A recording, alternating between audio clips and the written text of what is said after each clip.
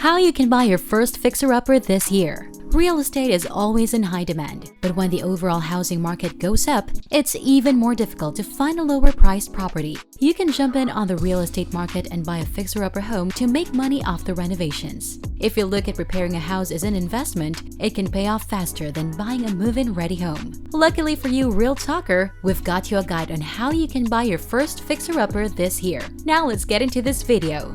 Buying a fixer-upper isn't certain to save you money. You need to do research on the house and bid competitively in order to get the best deal possible. Next, compare the estimated costs with what it will later be worth, so that you know you're getting a good investment. Buying a fixer-upper is a different decision than buying a home the first try, but with the right information, you can make a wise purchase. Figure out how much you can expect to make on the house after it's fixed up, and compare that to how much is it going to cost you. Even if you are buying a house, many of the steps of this process are the same. It's imperative that you get yourself into a property in the right condition and at the right price, starting with getting your first fixer-upper started. First on our list, know what to look for.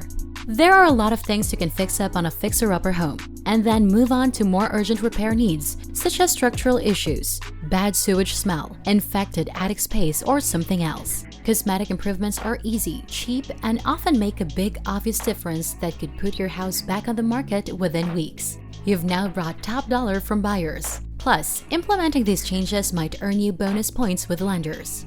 Yet many houses can be brought to market with a basic makeover and a more appealing appearance.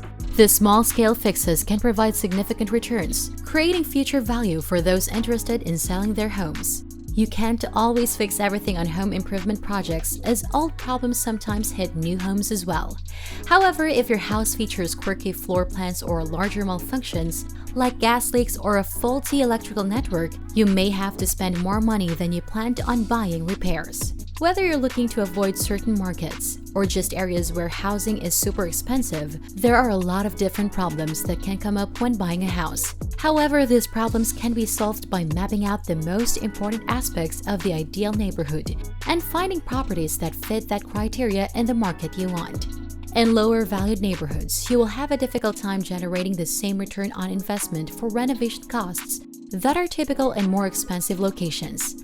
Buyers often won't go for houses worth $400,000 on a street full of homes worth much less than that. If they have $400,000 to spend, they want to live among other homes worth $400,000 or more. When shopping for a fixer-upper, to maximize your chances of finding the worst home in the best neighborhood, a good rule of thumb is to buy houses included in neighborhoods with high median household incomes and very low vacancy rates. On average, homes priced 16% below the area's median price were selling before they were even listed. When it's time to invest in a real estate property, check out this house before you commit. If you think it's worth the investment, then buy to fix up or flip later. If a fixer-upper with big picture problems is priced at $50,000, it could still be a good deal. A house with problems that need $80,000 of work only costs the home buyer $130,000 total, which is a great price in most areas. If you're willing to take on the task and reap the benefits, now's your chance. Number 2. Get an inspection or several. Just because an old home is structurally sound doesn't necessarily mean that the kitchen cabinets are in good shape, especially if you don't use them often and aren't sure where they are. Even if there isn't a visible part of the house that might need remodeling, it pays to get a professional home inspection to know for sure. Your first home inspection will only scratch the surface of issues at all depths. With a team who has highly specialized skills in their field, including some homeowners themselves, we can help highlight areas such as water damage, faulty wiring, and an inadequate HVAC system. However, home inspectors can test for some hazards and tell you about them. They also help determine the cost of a fix and how long fixing or remodeling projects will take. Many home inspectors will offer inspections similar to the standard inspection, but for an upfront cost. Some options could include termite and/or radon, or gas leakage, and plumbing inspections. In an instance, a home inspection service detects potential damage from insects. A sewer line scope and septic tank inspection tells you if these systems need repair or replacement, With thermal imaging, you can see these problems without a need for expensive repairs. With a structural inspection made by a structural engineer, ensuring the foundation, joists, beams, and other load-bearing structures are in sound condition. In homes that use well water, a well inspection tells you if the water supply is safe and adequate. In general, home inspectors regularly charge anywhere between $350 and $700 for a small structural inspection. Out-of-pocket costs are cheaper for large projects such as remodels, but the initial cost of hiring a home inspector can be enough to break your budget. Number 3. Estimate the cost of renovations. You've bought your first fixer-upper, but now you need to figure out how much it will cost to make the place livable. You want to know the costs of different structural repairs, window replacements, and install a new sink so that your faucet doesn't turn on once when you want hot water every time. You might also want to bring your lawn to a manicured state or paint the exterior for aesthetic purposes. Your next job is to figure out the cost of all these repairs. First, estimate the DIY costs. If you're looking to purchase a side project this year, you can use our step-by-step guidance and tutorials to help you get your first fixer-upper under lock and key. In addition to useful info on the tasks that might be too intimidating for beginners, but present no problem for a DIYer. For DIY projects, estimate the cost by checking home stores and websites to find prices for the supplies you'll need. Other costs such as permits should also be estimated. Second, check with contractors. While DIY projects are a ton of fun and allow you to spend less money on construction materials, properties, and the building process, certain jobs are too dangerous for an amateur. You may find that your roof is beyond repair with few resources available. This is when taking on such projects professionals can save you a lot of trouble. Start looking into finding a good contractor to do a walkthrough of the house and give you a quote on all the repairs you are not planning to do yourself. You can also use sites like Home Advisor to get quotes from local contractors. Get a written estimate on each job before you make an offer. Home financing can be quite the hassle, and with so many options, it's not always easy for first-timers to know what to expect. To calculate repair costs, remember to factor in home appraisals that come with certain loan finances, such as FHA 203K and Choice or Renovation loans. These appraisals protect both the lender and the buyer by ensuring that the value of the renovated home is on par with what was promised. Third, calculate the total. Add together your contractor's estimate, your DIY shopping costs, and the costs of any necessary appraisals. This will give you a rough estimated total cost without considering rent or unforeseen expenses. If you can plan wisely, you can easily afford your first fixer-upper. Prepare yourself with an unexpected budget-friendly emergency fund. From there, you can buy your first house and have funds left over to tackle some small fixes as they become necessary. Just because you can afford to fix some things for your home doesn't mean that you should. Rather than tossing all of your energy into buying a new fun activity with the rest of your cash, prioritize the repairs and upgrades needed. Focus on those that both deliver the most real value and produce lasting memories once the house is all fixed up. Number 4. Estimate the carrying cost. The carrying cost for houses is the amount it costs to own a house as you're fixing it up. It's likely that many people won't want to leave their property to search for another rental. If you're planning to flip a house, renovations aren't the only expenses you need to worry about. You also have to consider the carrying cost that keeps stepping down as you fix your house. Renting this property can be expensive, and it will take a while before the market gets healthier. Carrying costs eat into your profits. Every month you own the house is another month it's costing you money instead of making you money.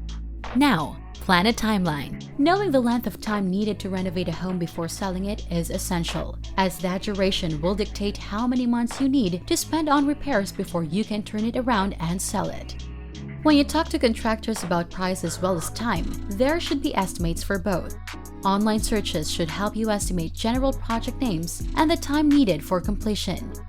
Take into account surcharges and material costs when estimating your expenses on a DIY repair. Next, estimate monthly expenses. Depending on what your plan entails, you might be able to afford the down payment for a fixer-upper when selling your existing home.